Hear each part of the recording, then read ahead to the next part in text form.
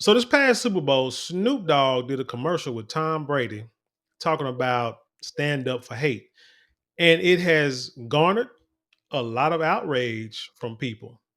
So I want to get into the commercial and this article, but then I want to give you a reason why I didn't like the commercial.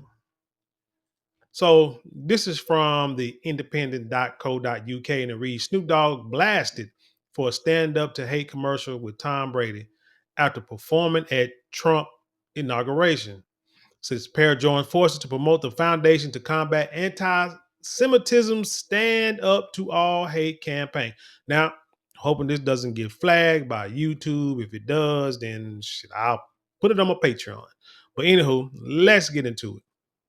I hate you because we're from different neighborhoods. I hate you because you look different. I hate you because I don't understand you. I hate you because people I know hate you. I hate you because I think you hate me. Because I need someone to blame. Because you talk different. Because you act different. Because you're just different.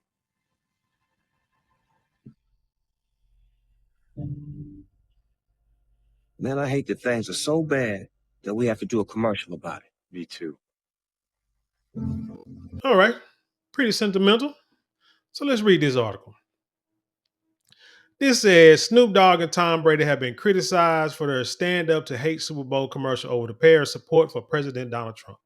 In the advertisement, which aired during Sunday's NFL game between the Kansas City Chiefs and the Philadelphia Eagles, Snoop and Brady are shown going back and forth trading I hate you statements. I hate you because I don't understand you, Snoop says, while Brady hits back, I hate you because people I know hate you. The screen then goes black before the message. The reasons for hate are as stupid as they sound appears. Quote, man, I hate that things are so bad that we have to make a commercial about a Snoop ads. With Brady concurring, me too. The commercial was paid for by the Foundation to Combat Anti-Semitism. The advertisement comes weeks after Snoop appalled fans with his surprise performance at Trump's inauguration party.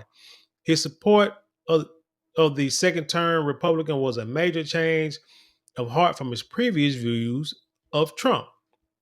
In 2017, the Drop It Like It's Hot rapper sparked outrage by pretending to shoot a clown resembling the then president in his remix of Bad, Bad, Not Good song Lavender. The following year, he released another video of him saying F the president while smoking a blunt outside the White House. However, last year, Snoop, and also remember he said, if anybody performs for Trump, F you will sell out, Uncle Tom, blah, blah, blah, all that kind of stuff. Remember 2017. Now, all of a sudden, he comes back and he performs for Trump, right? Okay, let's continue. However, last year, Snoop changed his tune, praises Trump, and claiming he has done only great things for him. Now, remember, I told y'all in the previous video that Snoop shows loyalty. He has loyalty to Michael Harris. Trump pardoned Michael Harris, got him out of prison a few years earlier, and now Snoop and Michael Harris, or AKA Harry O, supposedly own Death Row Records, and they're trying to put artists out like this. Like I said, they got what's the name? October London, great artists, great music. You ought to check them out. And so I think that's why Snoop has loyalty because Michael Harris, got to love like or whatever Trump because Trump got him out of prison. So Snoop got to show love to that. So I mean, there's nothing wrong with that. You understand? But that's why when it comes to things, especially like politics, man, that's why we try to tell people you can't sway one way or another because you can't have a finite feeling about really anybody because your feelings can change. Things could change to make you feel differently about a person. And it could, in the end, it could look stupid because you upset about something that probably ain't got nothing to do with you, something that's like real trivial, and you're missing the bigger picture. But anyway, let's get back to this. Brady also has a history with the president. In 2015, the Patriot star infamously displayed a Make America Great Again cap in his locker. Asked at the time if Trump could win, the quarterback said, I hope so. That would be great. He added, there'd be a putting green on the White House lawn. I'm sure that. It'd be a putting green on the White House lawn. I'm sure that. The 7-time Super Bowl champion has since refrained from discussing his political leanings. However, this didn't stop Trump from boasting about his supposed endorsement in 2016. Just before the vote, Trump had touted Brady as one of his highest profile endorsements, claiming that the sportsman had told him, Donald, I support you, you're my friend, and I voted for you. Now, this says, who's this? Call to activism. Look at this little Twitter account that said this was the dumbest commercial of the Super Bowl. If Snoop Dogg wanted to stand up to hate, he shouldn't have sold out and performed at Trump's inauguration. Interesting, but let's keep going. On X, on X Twitter, numerous people called out Brady and Snoop for their apparent hypocrisy. Quote, nothing says taking a stand like cashing a check when it's convenient. But hey, maybe the real message was hate is bad unless the price is right, wrote one. A second commented, these two hold no weight on the subject. Quote, these people have no convictions. They go with whatever pays the most LMAO. A third agreed, while a fourth said hypocrisy at its best. Snoop is an accessory now to all his hate. He kisses the ring. Snoop Dogg doing a commercial about speaking out against hate while also being the man who performed for the enforcer of hate is wild. Another added.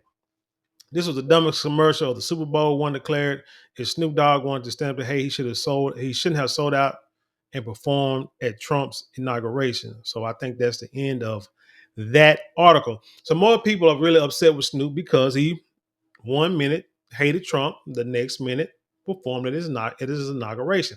And I said, people, y'all acting like y'all really hate racism really bad, but you really don't, because you work for people that you know don't like you because of the color of your skin. You try to apply for jobs, you buy cars, you buy clothes from people and corporations that don't like you or think little of you due to your race. And you know this. Women buy hair products from stores from people that they know can't stand their guts. And they know this. That don't respect them, get their nails done at places that they know that these people do not respect you. They expect your money. But see, this is something I learned years ago. And I told this story about I told a story about going to like a jewelry shop to buy some jewelry, coming straight off of work from a warehouse. Me and my homeboy looking dirty, been working all morning, and I needed to buy a jewelry set. And when we walked in, we got nothing like really very little response. There was nobody else in the store but us. But found what I wanted, said I wanted to buy it on their credit because I was trying to build my credit at the time, and I knew my credit was good. So I already knew that I was going to get approved for what I wanted. But when I got approved for like, I don't know, thousands of dollars, a couple of that, maybe $2,000, $3,000, something like that. Now all of a sudden, everybody in the store want to come to me and try to sell me some high dollar jewelry. And I'm like, nah, I know what I want.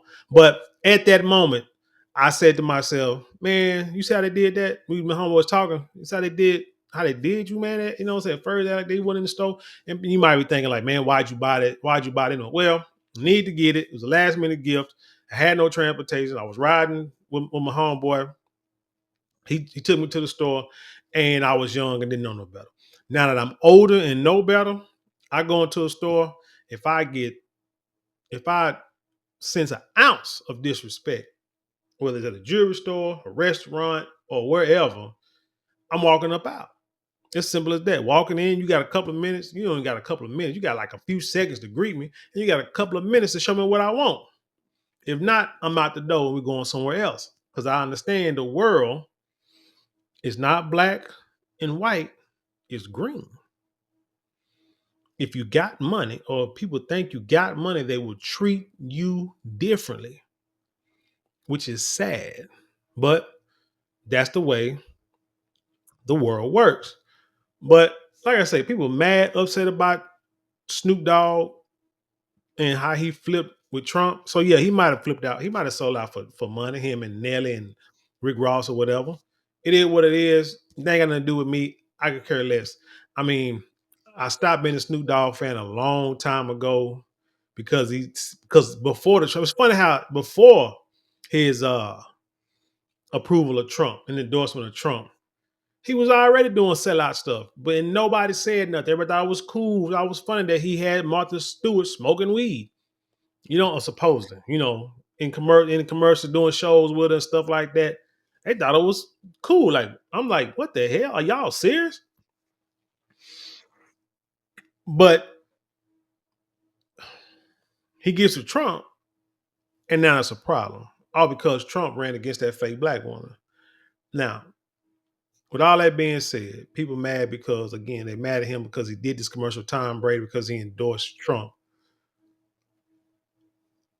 My problem with this commercial is, and it just, again, shows more of his, who's what he's loyal to, and what I'm saying, he'll jump at the highest bidder, and whatever's called sell out or whatever you want to call it. My problem is he didn't do the commercial with another black man. If he really wanted to make a difference in the community, and supposedly coming from the hood, supposedly, a Crip till he die. He always wearing his blue, wearing his rags. They let him do it in the Super Bowl. Craziest crap I've ever seen in my life. I'm not a fan of performing in front of the powers that be, them folk, with debauchery. Just not. I remember, what was that dude? Bobby Schmurder, when they showed his video when he was trying to impress like record label execs, and this fool got on the table and was dancing and like in front of all them white folks, and they just cheering them on and clapping. And I'm like, what the heck is this dude doing? I said, no, what? No, we don't do that. You do not do that. That's embarrassing. That's embarrassing. I don't care what it is. What you think it is, it's embarrassing. But you got folks who don't know no better. Unfortunately. I don't like, so even if in the Super Bowl you wearing, what I'm saying, a blue rag whatever suit, what I'm saying, bandana suit, and Crip walking and throwing up C's and Long Beach Crip and stuff like that. It's just some things you don't put out there like that, man. And that's one of them, because I don't care what nobody says, you will never, ever, ever make Crips and Bloods positive. It'll never happen. And I'm one who always say never, because you never know.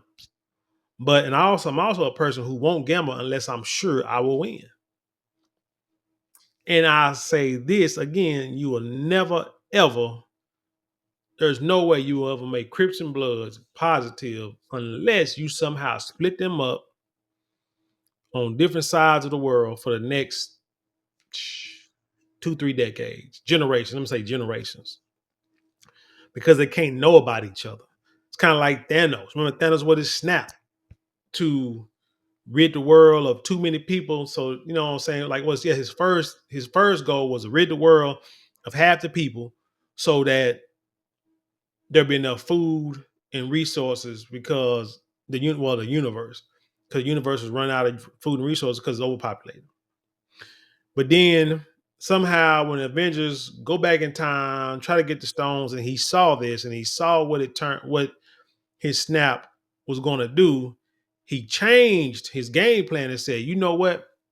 I thought that was going to work, but you have showed me now I have to do things differently. You have showed me that I will have to wipe out the entire universe and start over. And they would be grateful. And then, like, the Avengers talking about, well, it'll be start over in blood. He said, don't matter. They'll never know it. The people who will come next, the people who ever come next, they will never know it. And they can start everything over clean and pure and no hatred and all this kind of stuff. And, and won't have any resentment and hate and hatred and depression over what happened. We're just going to start over clean. That's how you would have to do rival gangs, rival family members, just people who are rivals. You would have to separate them. Wait till those who have the animosity toward the other side, whether it's another color, or even another Crip, or another Crip set that you mad at, or a blood having another blood set that they mad at because of rivalry. You would have to either wipe them off the face of the earth, or you got to separate them for, like I say, for generations, to where they don't know where they come from.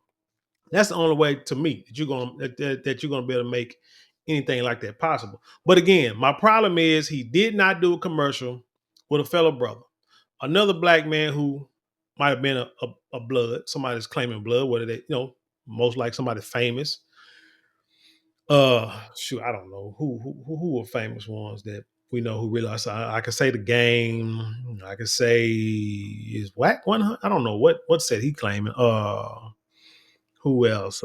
Dang, I would say Suge Knight or Pyro, but I don't know. But anyway, I don't know too many of them anyway. But anyway, if he would done a commercial with another brother from a rival set, hell, it could have been a rival Crip set, but a rival set, and did the same commercial,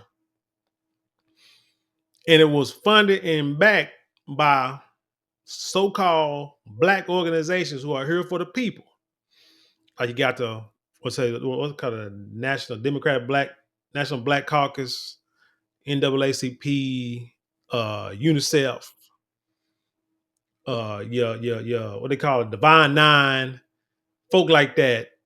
Whoever run these black banks, Tyler Perry, Oprah Winfrey, people who got power and money who run stuff in our community, and they financed this and backed it. It was in the commercial. If he would have did a commercial like that, I would have respected him a whole hell of a lot more. Because we got to stop promoting this debauchery, this destruction of our communities. We're too quick to say, I'm from the hood, I'm from PG, Texas, you know what I'm saying, Oak Cliff, South Dallas, Bonton, Dixon. We too quick to say that we from them because it's where we from and it's the hood, got the hood hardcore makeup, street makeup, and we want to be tough, hard, and stuff like that. But if I sit here and tell you, man, I got, you know what I'm saying, I got stocks, bonds. I told y'all before, because people know, like I said, if you don't watch my videos, that no matter how much, how I feel about Snoop, I still want the first pressing of Doggy Style, the first pressing. And y'all know why. I've said it before, but that's the one I want. Vinyl, LP, if I can get that, if I can find it anywhere. And it's hard to find, man. I think I might have found one, but I'm kind of just kind of leery on getting it. But anyway, I might end up getting it anyway.